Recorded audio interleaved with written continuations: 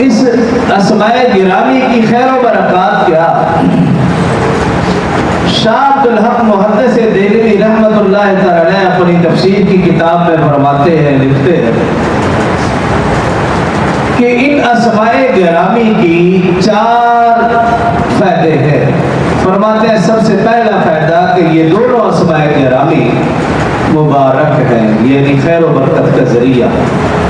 دوسرا فائدہ بتاتے ہیں کہ یہ دونوں اسماء گرامی یہ نام رکھنا یہ نافع فائدہ مند ہیں۔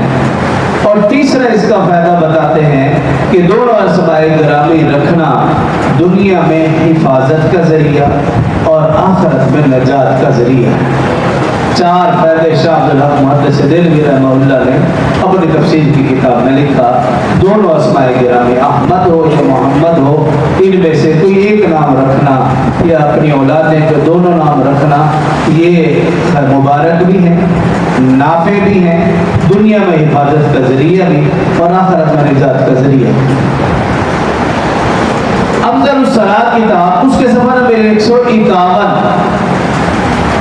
حافظ ابو النعیم رحمت اللہ تعالی حلیۃ الاولیاء میں لکھتے ہیں،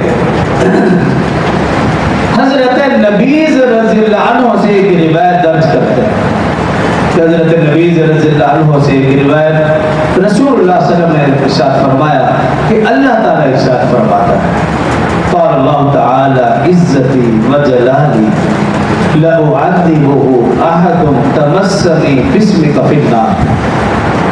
یہ حدیث کی معتبر کتابوں میں یہ روایت موجود ہے۔